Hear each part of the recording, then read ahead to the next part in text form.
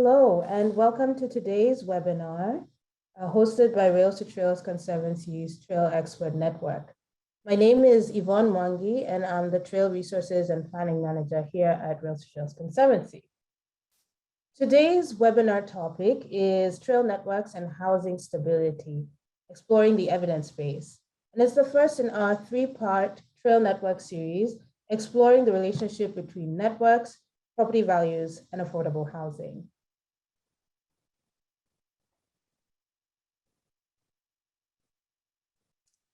This webinar is a service of our Trail Expert Network, which is a learning and information exchange platform for trail professionals that's provided by Rails to Trails Conservancy. In addition to the webinar, other services provided to our 10 list include an exclusive newsletter, as well as a peer-to-peer Facebook learning platform. And so with that, I'll hand it off to Ryan Chow. Ryan has been RTC president since 2019 and also brings with him a wealth of experience developing affordable housing in communities throughout Northern California. So Ryan, take it away. Yvonne, thanks so much. Can you hear me? Yeah, we hear you loud and clear. Great. Hello, and welcome to the first in this three-part series on trail networks and housing stability. It's great to be with you today. It's an honor also to be joined by these three terrific panelists, these experts in their fields. One thing that we all know is that trails provide profound benefits for people and communities.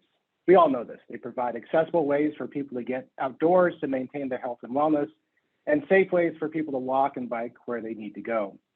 And of course, they connect communities together and connect communities to economic opportunity and investment. At the same time, any of us living here in the US know that we're currently in a housing crisis with rising costs of both rental and for sale housing across the country and far less supply than what is needed in many markets in the US. So the question that we've been asking at RTC is, what's the relationship between the benefits of trails and residential property values? And while economic investment from trail development is positive, of course, in so many ways, do trails create conditions that can contribute to gentrification and potential displacement? There's been significant recent attention to these effects in well-known and high-profile urban trails, but you'll hear from our experts that the correlation varies when you look across a broader range of markets and geographies. And just as trails are unique and varied, the effects on housing markets are heterogeneous and highly context dependent. Nonetheless, we feel here at RTC that it's important that if we truly want all people to enjoy all the benefits of trails, that trail developers need to plan ahead and to engage with affordable housing providers as part of an inclusive and comprehensive approach to trail development. Simply put, the more that we focus on housing stability, the more access we ensure for everyone to the benefit of trails. So as I said, this is a three-part series. Today's session will focus on the evidence base about the relationship between trails and property values and best practices in preserving and providing affordable housing near trails. Our second webinar on May 18th, at that time, we'll bring together affordable housing developers to discuss how affordable communities are developed, see examples of affordable housing co-located with trails in urban, suburban, and rural contexts, and we'll discuss how partnerships can be formed with housing providers. And in the third webinar on June 8th, we'll be joined by funders and public agencies on inclusionary housing policy strategies, public funding programs, and approaches to engaging residents and community members. So let's get started with our first discussion, and let me introduce our panelists. First, Dr. Torsha Bhattacharya. Torsha leads RTC's research efforts to quantify the benefits of trails and make the case for trail building and increased walking and bicycling. Her research includes the relationship between the built environment and health, policy for active transportation infrastructure, and social justice issues in active transportation. Torsha will be sharing more on RTC's role and goals in understanding the intersection between housing stability and trail networks. I'll go ahead and introduce the other two panelists and then take it to you, Torsha. Next among our panelists is Dr. Greg Lindsey. Greg is a professor at the Hubert H. Humphrey School of Public Affairs at the University of Minnesota. His research includes monitoring and modeling bicycle and pedestrian traffic and the use and impacts of urban trails. Today, Greg will be sharing the original research his team conducted on 3 trails and the conclusions and implications of these case studies. And finally, Mac McComas. Mac is a senior program manager at Johns Hopkins 21st Century Cities Initiative. His research focuses on urban economics and quality of life dynamics in cities.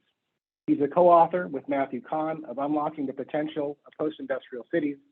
And today, Mac will be sharing the research and literature review his team conducted on strategies to preserve and build affordable housing near trails and urban greenways. So with that, Torsia, I'll turn it to you to get us started. Thank you so much, Ryan. Can you hear me? Perfect. So as Ryan mentioned, RTC has been delving with this difficult question about whether trails raise property values, if they do, in what context, and how do we make the best use of these positives that accrues to property owners, but also in some cases, how do we mitigate some of the negative impacts, if any, that arises from trails. At the time that we started grappling with the question, lots of studies were coming out, but they were coming out about these outlier destination trails like New York's High Line, Chicago's 606, Atlanta's Beltline, and people were constantly asking us this question: do the trails in my neighborhood, will they cause gentrification? And there was a palpable tension there, and we wanted to face this question head on. And the best way we thought to do that would be to delve deeper with data. A lot of the previous research that existed in this field dealt with just the correlation. They looked at trails, they looked at property values, and most of the trails, they saw that there was a slight property value increase closer to the trail. But there was no causation. Did the trails cause those things to happen? We weren't sure. So our primary action there was to, again, collect data and figure out what the best course of action should be. Next slide. Within RTC, our focus has been as an organization to encourage equitable trail development. That is the main goal, where we want to end up in. And these research, they're kind of the stepping stone that helps get us there. The link I've provided in this slide, it points us to our toolbox where you can get a detailed definition of what all of these terms mean, but I'll quickly go over some of these. The equitable trail development is actually a positive development strategy. So where we know that the community in which the trail is being built is included in decision-making and participating in what happens to their neighborhood. And the people that are staying there, we want to make sure that they benefit from the trails and also from the region's economic transformation. With a very specific focus on low-income residents, communities of color, communities that have been historically at a disadvantage. And this one, we know that it requires very intentional planning. We have to be intentional. We have to pre-plan before we go into the construction or opening of a trail phase. And that might help in eliminating racial inequities and clearing out some of the barriers that exist in trail usage, and therefore making the trail development a more equitable process. We also want to make sure that the existing residents, live in a healthy, safe, and opportunity-rich neighborhoods, and they have a strong voice and influence in the decision-making and shaping their neighborhoods. Next comes gentrification. Again, it's a very loaded term. The CDC has defined it in several ways, and one of the things is that it is gentrification of neighborhoods means a transformation from high value to low value. This change has the potential to cause displacement of people who have been staying at the neighborhood for a long time, as well as businesses. It is also, gentrification apparently sounds like it is a predominantly housing issue, but because of the stresses that it can put on people, it comes up to be a negative economic issue, as well as a mental health or stressor for communities who can be at a disadvantage. And it can often shift the social capital and culture of an existing social fabric or network that exists. Displacement happens when property values rise so much that existing residents are forced out.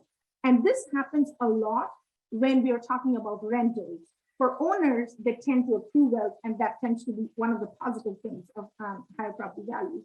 Not so much so when people are not able to experience that positive and are forcefully moved from that place. So just wanted to go through the basics of what we are doing, how that leads us, provides more insight into what we eventually want to be at, is that the equitable trail development. As we started doing more research, next slide, we came across a few other activities that were happening around us. Next slide, please. We looked at the park access provided by TPL, and that provided an idea about millions of people who did not have access to parks within a 10-minute walk from home. And then we started looking at trail access. Where do trails exist? And what we did was we superimposed some of the opportunity zones that the federal government came up with. They're basically areas that are low income, minority, majority areas, and we superimposed to see where trails were and were not. And clearly we saw that trails, similar to what TPL's park score saw, is that lots of people do not have access to trails. So our question was, how do we make sure people have access to trails? Because it's not an amenity. It is something that everybody has the right to get outside. Everybody has the right to go outside for health reasons, and as well as for opportunity reasons, connecting to one another. So how do we make sure that we provide increased trail access to people while making sure that we also carefully manage any kind of negative impact on property values that may arise out of regional economic development? Next slide, please. So in order to do that, we went in and looked at what is the question we wanted to answer. That is, whether trail development impacts property values or not. And we wanted to know whether different neighborhoods had a different impact, because that would give us a nice enough case study so that it's not a generalized research that's one size fits all. And this with an overall goal of better understanding the impact, to use that knowledge and then encourage more of the equitable development happening in and around the country. So minimizing the displacement, at the same time, it would allow us to maximize benefits to the community. Next slide, please. Some of the assumptions and the constraints that we put in place while engaging in this research is we wanted to make sure that the case studies or the trails that we selected were mostly urban trails, but in neighborhoods. So there were urban neighborhood trails. They needed to be open in and around after 2010. We wanted the housing bubble to have passed the 2008 bubble, so that we are not, we do not have to account for that part, external variables that impact housing market. We also assumed that housing values, and it has been proven previously that housing values show significant change within 3 to 5 years of investments taking place. Trail, as we have seen, trail development a lot of the times is associated with property value change. And then we wanted to follow this increase or decrease or change in property values over time to see whether with increasing time from the time that the trails opened, whether there was significant change in property values. And we thought that the 3 different types of trails that we selected would provide us with a spectrum of impacts. So that would help us suggest what the solutions could be to this. Or if not, then how do we then build more of the good thing that trails are? Next slide.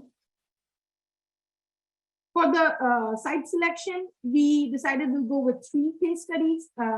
And we had the Urban Pathways Initiative. From there, we selected 2 trails. That was the Med Branch Trail in Washington, D.C. and the Lafitte Greenway in New Orleans. We also looked for another trail, and we decided Shelby Farms Green Line would be another case study option. We intentionally left out destination trails, which were outlier in terms of the greater economic market and the economic forces that were taking place in New York, Chicago at that time. So we did not study that. And we wanted to make sure that we are studying economically and racially diverse neighborhoods to make sure we are getting to the equity aspect of the trail development. Next slide. So this is just a picture of the 3 slides. I just quickly want to mention that the Med Branch Trail is actually a rail width trail. It has an active rail line beside it. It's used as a commuter path. A lot of people use it to get to work, to get to their doctor's office, grocery stores, childcare, drop their kids off. A very utilitarian trail, very useful, heavily used. Then we have the Shelby Farms Green Line in Memphis and the Lafitte Greenway, both of which are Rails 2 trails. And the good thing about Rail Width Trail or the Rail 2 trails are that they're a twofer in terms of benefits. First of all, they convert an industrial type of land use, which is not necessarily somewhere where people want to locate. It reduces that negative impact. And the second thing is it replaces it with a very positive infrastructure, which is a trail, which directly benefits the community that it is situated in. So Rails 2 trails basically provide that kind of a twofer benefit for communities that they're built around.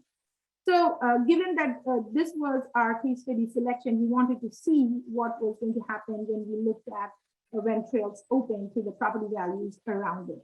Next slide. And this is just the organization. I'm the project manager of this whole project. Greg, who is going to present right after me, Ingley and Tracy over at Brookings Institution. We were a solid group working on this research project. We also wanted to make sure we had some external advisory group initially when we were grappling with the question of what exactly do we want to study, what our scope is going to be nationally, how spread out. And we had representatives from ULI, we had DePaul University in there, and we also had LIST members as one of our advisory committee members, so that we were listening to a wide array of experts in the field of transportation as well as housing and community development to give us a more holistic view of even grappling with this important question that we were trying to answer, which Greg is going to go into a bit of a detail. I'll pass it over to Ryan to introduce Greg again, and thank you so much.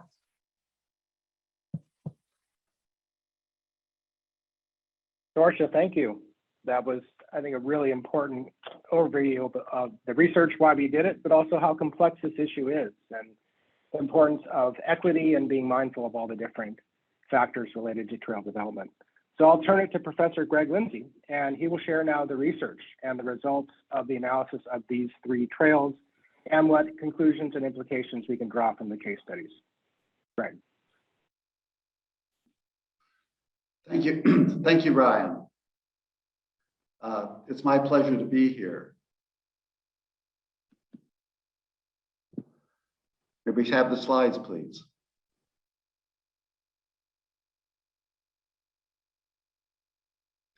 Again, I'd like to thank Dorsha for that introduction and for her leadership on the research project. Dr. Tracy Lowe, who's at Brookings Institution, was responsible and led with the original research design. Dr. Yuling Shi is at Sun Yat-sen University now. She did a lot of the geographic work and did our statistics, and I helped coordinate the team. Next slide, please.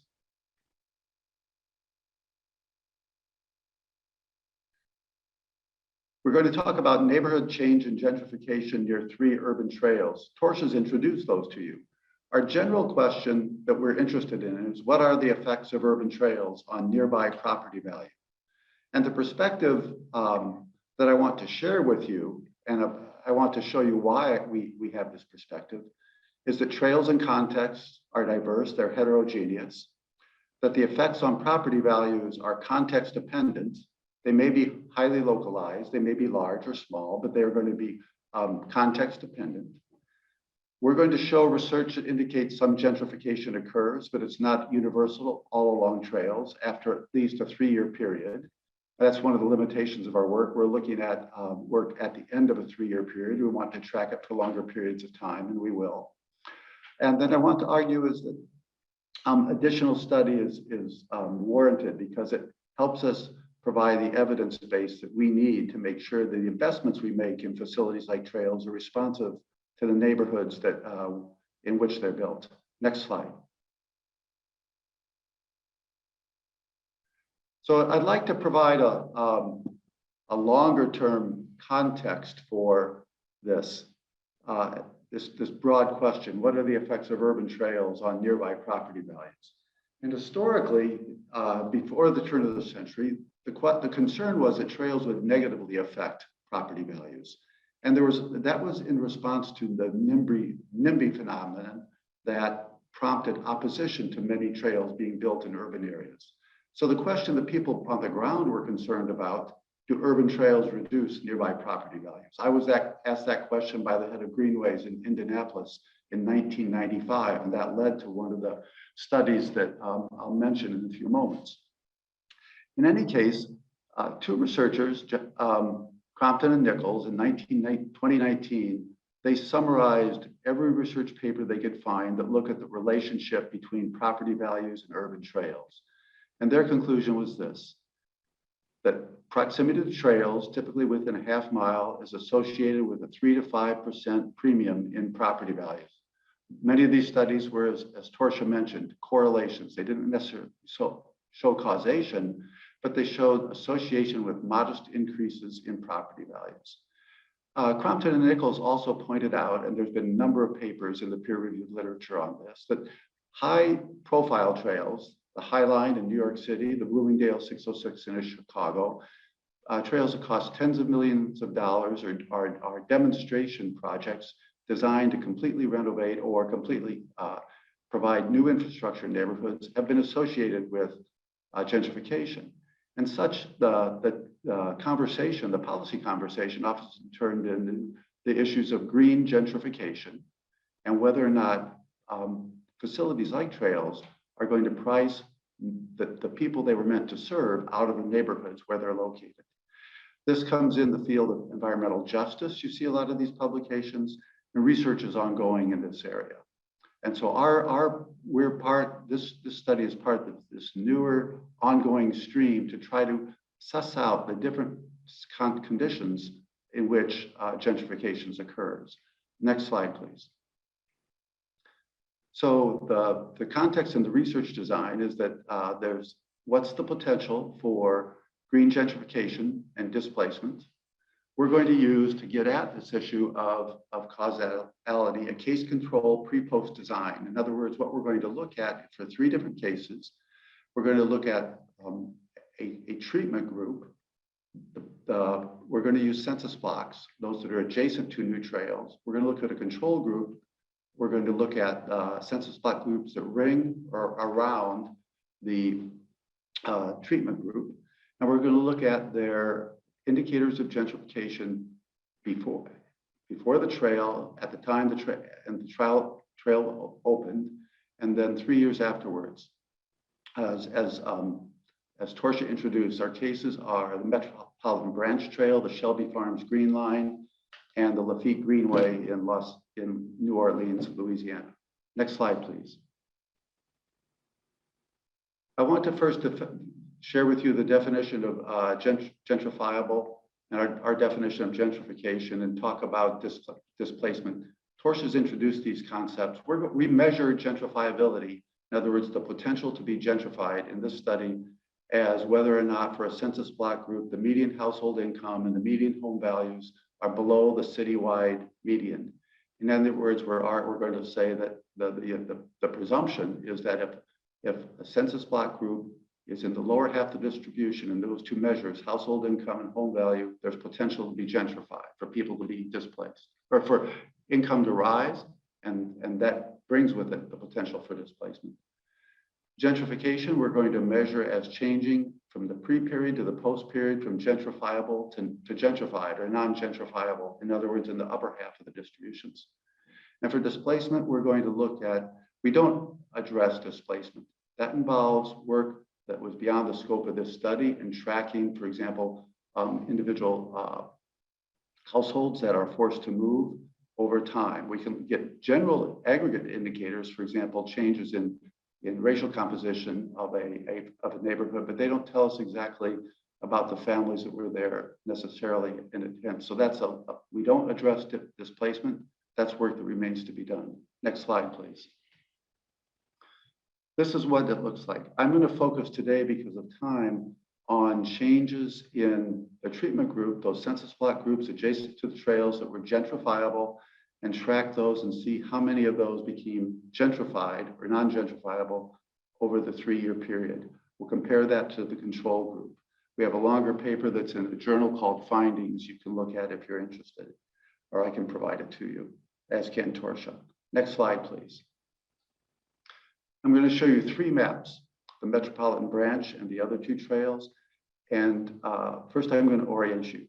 First, the blue polygons are the census tracts adjacent to the Metropolitan Branch. It opened in 2010. It's 8 miles long. As Torsha mentioned, it's adjacent to an active railroad.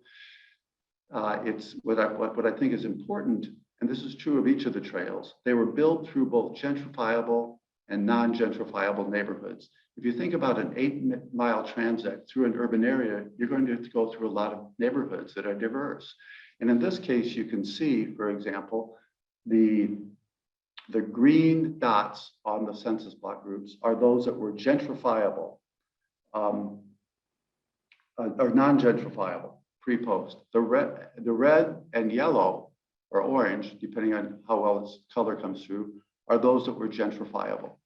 So if you look at this overall for the Metropolitan Branch, you see a set of colors, and the first thing that steps out is that non-gentrifiable definition is that it is moved into the upper half of the distribution in terms of income and home value. In other words, it's been gentrified. If it's in the upper half of the distribution, upper half of the city population, and those measures, we're going to argue it's not gentrifiable any longer. And we base that on the papers that were cited there in the slides. Thank you for asking. What I'd like to do is say, if you see the red circles on that map in proximity to the trail, those were gentrifiable in 2010, and they remain gentrifiable in 2013. In other words, they did not move into the upper half of the distribution. Those that are orange, or sort of yellow-orange, and there's only a few of them, are those that were gentrifiable and were gentrified by our measure.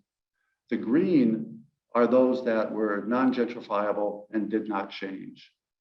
There's some lilac, those that may have been non-gentrifiable at the outset and then dropped back. In other words, they fell into the lower half of the distribution. But 2 key things from this slide to begin with. The first is that the trail went through neighborhoods when it was built that were gentrifiable and some that were not. And not all trails gentrified, some did not. Let's go to the next slide. This is the Shelby Farms green line, and you can see what we've done here is really only analyze the eastern half, because the western half is parkland on one half of the side that is not developable, and the northern section of that trail is very large lot, rural residential, so we didn't analyze it. Again, the blue polygons are those of our treatment group within a quarter mile. The green are what we'll call our control group in this particular case. The red dots are those that were gentrifiable and remained gentrifiable at the end of the 3-year period. The yellows are those that were gentrifiable and gentrified. What you can see here is that the green, those that were already gentrified at the time the trail was built, are all to the southern half of the trail. They didn't change status. In other words, this trail was built through a set of neighborhoods that was already economically segregated.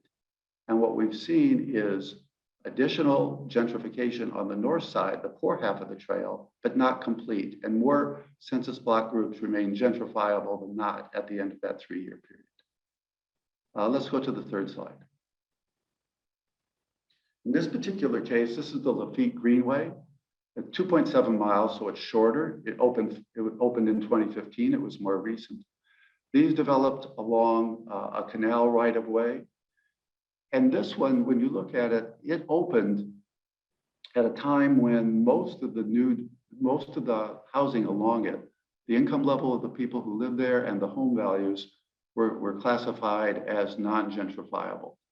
What you see there in the center is that there's been some gentrification. Those are the sort of the yellow-pink dots. And then the one red, there's one census block group that has not yet been gentrified. And so in this particular case, which in a situation where a trail was put in and there were already the bulk of the neighborhoods around it were already in that top half of the distribution, the process was nearly complete at the end of 3 years. Next slide. So this is just going to summarize some of the information that we've looked at. The metropolitan branch is longer. It's the most densely populated. It's next to an active trail. It had the largest population. There were 67 total census block groups in both the treatment and control groups. The Shelby Farm and Lafitte Greenways, there were 33 and 35 census block groups in each of those.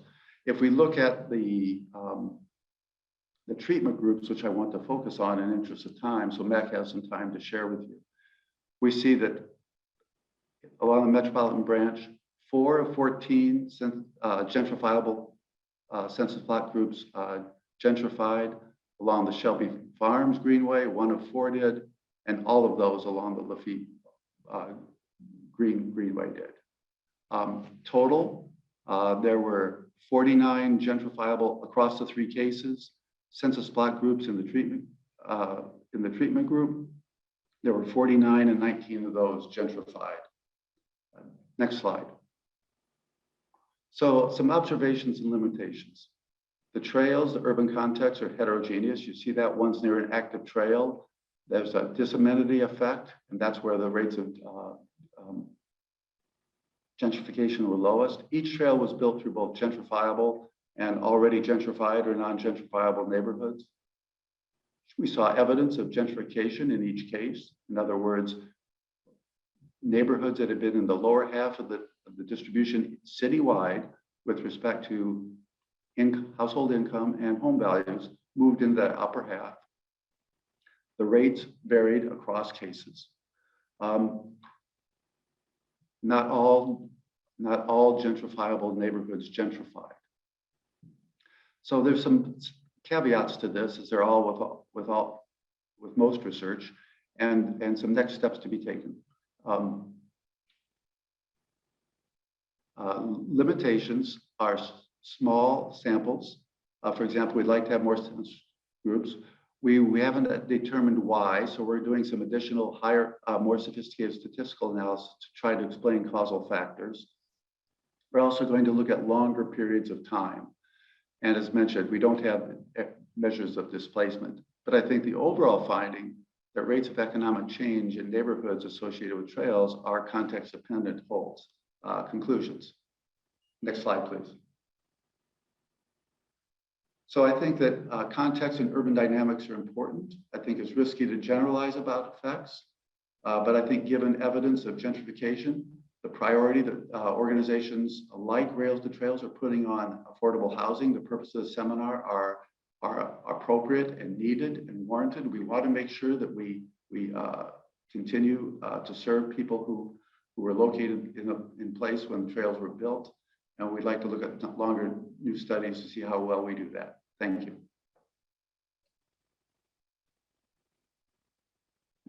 Greg, thank you so much. Yes, I'd like to now introduce Mac McComas, and really Mac's work focused on that third bullet that Greg had, that while the evidence of gentrification varies and is not as acute as might be thought, it happens and it can happen. And the most important thing is to be mindful about housing stability as part of that. So another part of research that we commissioned was with the Johns Hopkins 21st Century Cities Initiative to look at the literature and best practices on co-locating affordable housing with trails and greenways. Mac, thanks so much for joining and sharing your work. Thanks, Ryan. So as Ryan mentioned, last year, we partnered with Rails to Trails to conduct a literature review of strategies to preserve and build affordable housing near both green amenities and urban trails. And I'd like to thank Hopkins undergraduate and soon-to-be graduate, Jacob Lefkowitz, who helped me with this review. Next slide. So first I want to talk a little bit about why we're interested in this issue. So in recent decades, there's been a growing body of research in urban economics showing that the demand for non-market environmental amenities, such as clean air, proximity to water, and access to green space has grown and attracted wealthy individuals to buy and invest in real estate featuring these desirable amenities. This has raised concerns about environmental and green gentrification. So when such gentrification is anticipated or when there are concerns that it could occur, cities and communities are not powerless against this possibility. There are policy measures and investments that can be made to safeguard against rising housing costs. So our goal here was to review the academic literature on the efficacy of affordable housing strategies that could be utilized in the context of urban trails. This is by no means an exhaustive review of strategies in the literature, but more of an overview of some popular strategies and some new ones in different cities. Next slide. So for any affordable housing strategy to work, the upfront planning and community engagement work has to be inclusive and mindful of local context. Strategies should be proactive, not retroactive. To do this, you can identify potentially gentrifiable neighborhoods, as Greg's team did, and pipeline projects that might lead to rising housing prices. In any context, the strategy for affordable housing will likely differ, and you may need to use a mixture of strategies. Research on effective strategies suggests that they should include both the creation of new affordable units as well as the preservation of existing units. Ensuring robust community participation is crucial to the success in efforts, such as resident capacity building, developing high-capacity community organizations, and sustained engagement from local elected officials can help plans be more successful. In order to increase the likelihood that a representative set of stakeholders are heard and informed, early in planning stages can incorporate consensus building, deliberative democratic processes into them. So next we're going to look at a couple specific strategies. So first we're going to look at inclusionary zoning and rent control. So inclusionary zoning ordinances create incentives for or require developers to build a certain number of units that are below market rate in new housing developments that are being built. In the context of trails, developers building new units near trails could be required to build a certain number of affordable units in their development. They differ in design and effectiveness. So for example, Baltimore City's inclusionary zoning ordinance has resulted in the building of just 27 affordable units since going into effect in 2009. Other IZ programs have ranged from averages of fewer than 2 units per year in Boston to over 220 per year in some DC area suburbs. And while their effectiveness varies, housing researchers generally advise against relying solely on IZ ordinances as again, the sole or main method for developing affordable housing, as they may be insufficient to meet needs. Next, rent control could be used to attenuate concerns of rising rents near trails. But urban economics research suggests that it is not an efficient strategy in terms of how it's used to target renters, and it can have unintended negative side effects. Rent control doesn't increase the number of housing units, so it doesn't address kind of supply side issues, and it doesn't target low income renters who are struggling to afford rent. A study in San Francisco found that while it increased the probability that renters stayed in their units by 20%, it led to increased rents in other parts of the city and reduced total landlord housing supply. So while it benefited incumbent renters that received its direct benefits, there's evidence that it could have a net negative impact on housing affordability citywide. Now, there's some situations where rent control might make sense. Listed a couple there, most recently COVID-19 pandemic, but most research suggests it's not effective in kind of business as usual scenarios. However, rent control and inclusionary zoning are both politically popular because they don't directly cost anything. But as such, they don't really specifically address the market issue of housing affordability itself. In both cases, context and design are key. So, inclusionary zoning programs are certainly more effective in some places than others. And a lot of that has to do with housing market dynamics and enforcement mechanisms. Next slide. Next we looked at zoning and permitting. And upzoning and reducing onerous permitting processes could be used as strategies to address the supply side issue of housing near trails by making it easier or more attractive to build higher density housing. There's lots of evidence that zoning and permitting reduce housing supply, but there's less evidence on the efficacy of upzoning and easing permitting processes in cities. And the evidence that does exist is mixed. An 11-city study found that the building of large market rate apartments in low-income neighborhoods reduced nearby rents by 5 to 7% relative to neighborhoods further away from the development.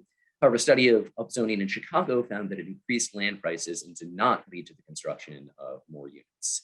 Another study of upzoning in New York City found that large upzonings caused demographic change in neighborhoods and were associated with an influx of white residents, and that new housing units were mostly occupied by new white and Asian residents. Again, local context and kind of nuanced zoning ordinances make it difficult to disentangle the causal effect of upzoning on housing affordability. And so local factors are really crucial in determining how upzoning might be effective. Unfortunately, upzoning has been very politically unpopular in countless scenarios. And again, context here is key. Next slide. We also looked at a couple models of shared equity homeownership. So the first was community land trusts, which are generally nonprofit organizations which preserve long-term housing affordability by owning the land on which affordable housing is built. In the context of trails, they could be set up in neighborhoods adjoining trails where gentrification is of the greatest concern. To study the effectiveness of CLTs as a tool for slowing gentrification, a group of researchers compared 14 gentrifying neighborhoods across the country with CLTs to adjacent gentrifying neighborhoods in those same cities without CLTs, and they found that they were associated with slowing several measures of gentrification, including middle class ratios, racial diversity, and stable income levels and housing prices. In Washington, D.C., the Douglas CLT was created in conjunction with the 11th Street Bridge Park development, and a recent study credited it with facilitating both the sale of new homes to low-income residents and the creation of and preservation of affordable units.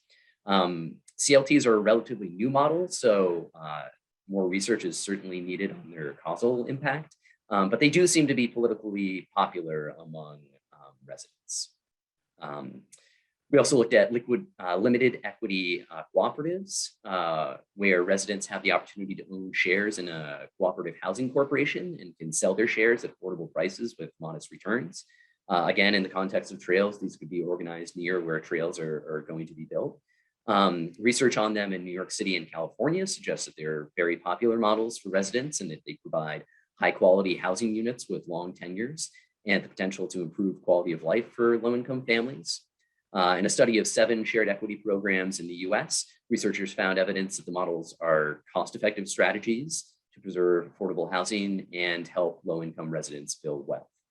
These models have existed for decades, so there are plenty of contexts to look at for kind of different types of models. Next slide. We also looked at tax relief and targeted subsidies. So for in the context of trails, again, legacy residents who own their homes and live on fixed incomes, tax relief might make sense if this is one of the kind of target audiences of concern. So in Philadelphia, researchers used a property tax reassessment that occurred in the city in 2013, where homes were reassessed for the first time in decades as a natural experiment to study the effectiveness of a local tax relief program. And they found that the program that froze property taxes for legacy residents helped mitigate the displacement of elderly and long-term residents. There are other popular forms of tax credits, such as homestead tax credits that set a maximum annual increase in property taxes that homeowners can pay, as well as similar subsidies for renters. Next slide. So we looked at community benefits agreements, which are contracts between developers and community groups where a developer agrees to provide a certain benefits outlined in agreement in return for community support of their project. A study of these in Los Angeles has found that a lot of the benefits that do come from CBAs are not necessarily attributable to them. And a lot of this is because of non-binding provisions and weak reporting requirements, and kind of the onus for a lot of holding CBAs accountable is with community organizations themselves. And so if they lack capacity to do that, they can really be less effective tools for generating direct local benefits. Next slide. And finally, we looked at community shareholding models, such as community equity endowments and community equity investing. And these are kind of models that allow residents to benefit from direct investments in projects in their neighborhood. So think of one of the most well-known community equity endowments, which is the Alaska Permanent Fund.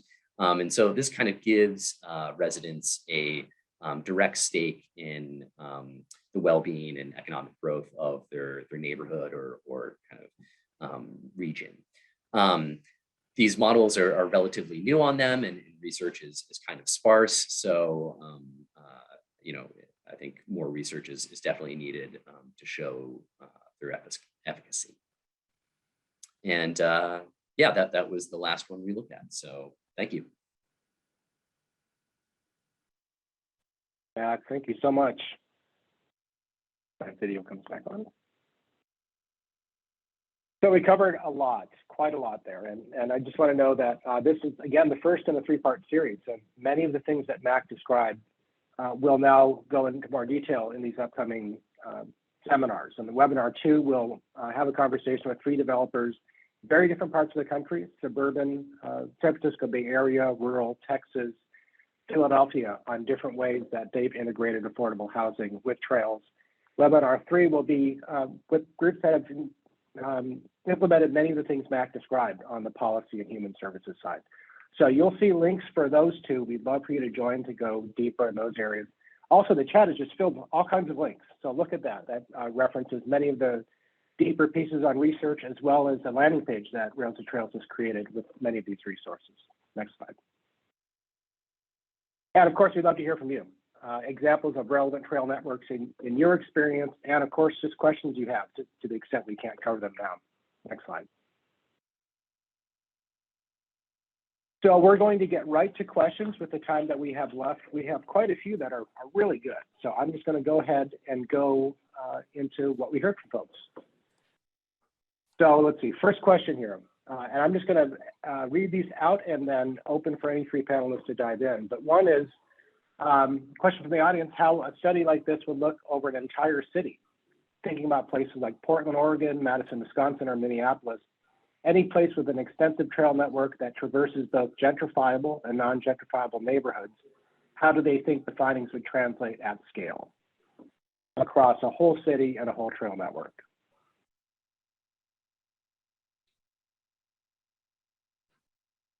I'll take a stab at that. I've watched, first, I think you'd find similar results, and I think you would have different rates of change of economic indicators associated with each trail, depending upon other changes in land use that are going on along there.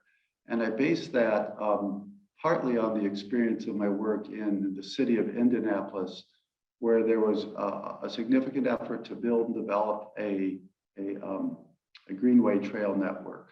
And that's continued to this day.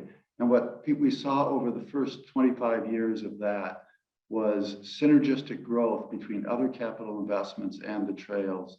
But in neighborhoods that were relatively poor, or there was not new investment for commercial or other sorts of activities, we saw limited change and also limited use. And I think what you'd see is, again, variation in rates of change dependent on local context. I also know that there's been a couple of other papers looking at recently at green gentrification in urban parks, and some have come to similar conclusions that parks that are close to downtown, they give job access. There may be magnet schools nearby. There may be some other attractions. Those are more likely to be associated with gentrification than parks that are not.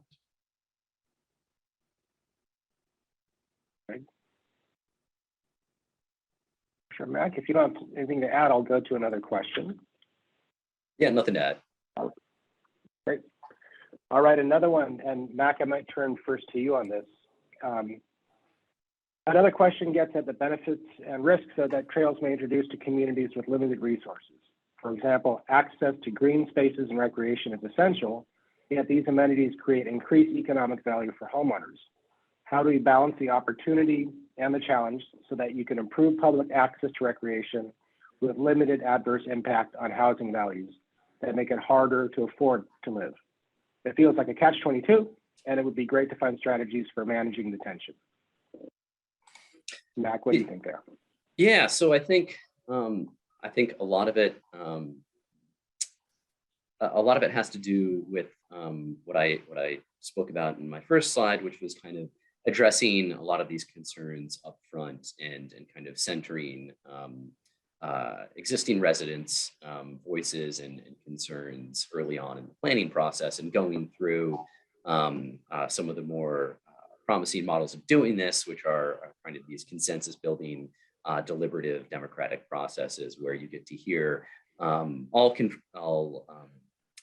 community concerns and try to address them again early on, and make sure that whatever the kind of type of urban trail or green infrastructure that's being built goes some way to addressing some of the needs and local desires of the community. Thanks, Mac. Portia, what's your point of view? And I might encourage you to say a little bit more about the trail equity map and how that is helping identify trail deserts and needs. Sure. Thanks, Ryan. So as we were grappling with these questions, the concern that came up to us is that it was not a problem of having too many trails. Clearly, there weren't too many trails. It's a problem of supply. Not enough people have access to trails, and not enough communities, especially diverse communities, have access to trails. So we set on this journey to figure out where trails are and where they aren't. And at present, we are working on this research project, which looks at the distribution of multi-use trails around the country and juxtaposes them with different measures of disadvantage to clearly show across the nation how the trail is currently inequitably distributed. We're also trying to bring in information of federal funding for trails so that we can say that historically federal funding has been concentrated in specific areas and how that might have led to some of these imbalances in where trails are and where aren't. And similarly, related to that would be health impacts, crashes that happen, creating unsafe conditions for non-motorized travel. So it's the next big research project RTC is working on. So hopefully we'll be bringing a webinar about it very soon to all of you.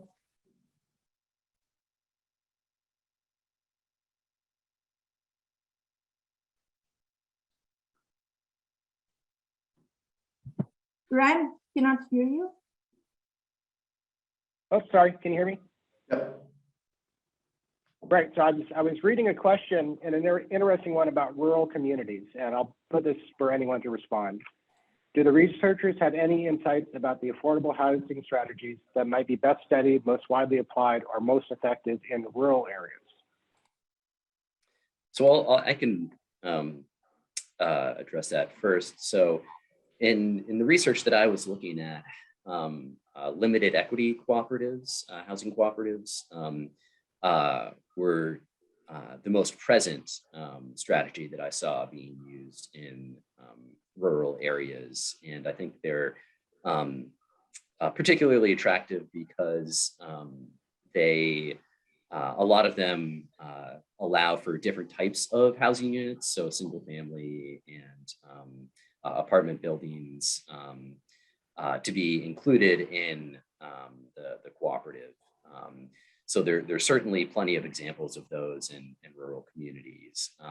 And similarly, I think community land trusts are also popular because they regard land ownership. So if in a rural area, there's concerns about new development coming into places where there were previously not any housing development, then communities could be in direct control of the affordable housing that's built on that land.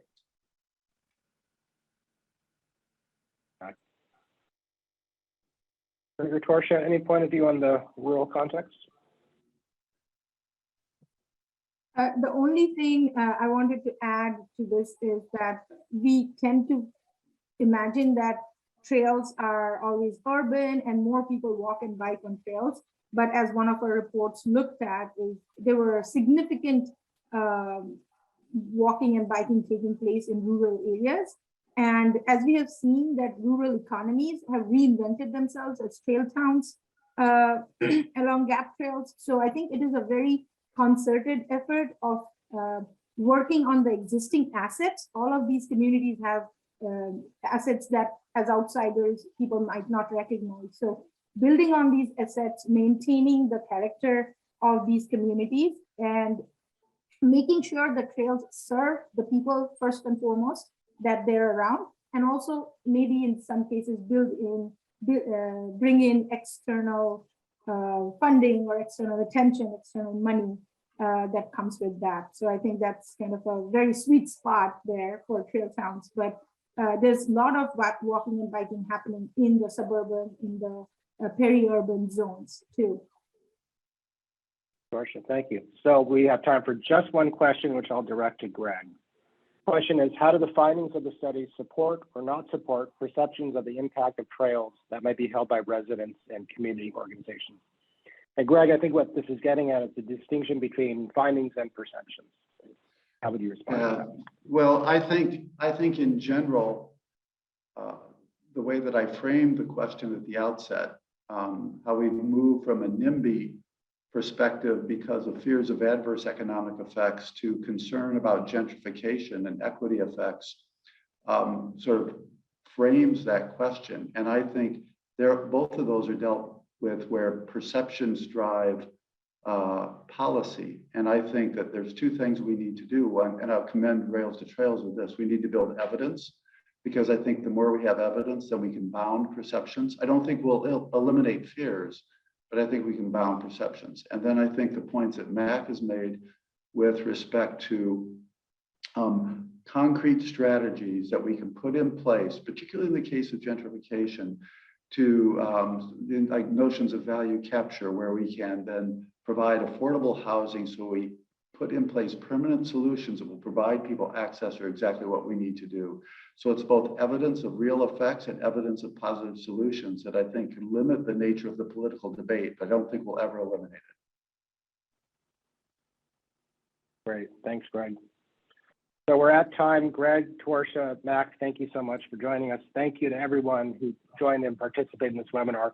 We had more great questions that we can answer, so we'll be doing some follow-up to individuals who submitted questions that we might then loop back with you. And again, this is just the first of a multi-part series, so we do hope you'll join on May 18th for our next conversation with developers. And I would say for our sector, this is early. As mentioned before, I've had the privilege to be in both the housing and now the trails worlds. They're both awfully complex in different ways. And so for us on the trails world, the more that we can start to form connections, be able to engage, form partnerships, and in many ways do just as Greg said, which is realize that we're not in a NIMBY world, we're in a YIMBY world, and we want more people from all different walks of life to enjoy the benefits of trails. These are partnerships that can work both nationally and in communities. And the more that we can help support those, we're here to do that. So thank you all. It's been a pleasure joining you. Look forward to seeing you again on May 18th.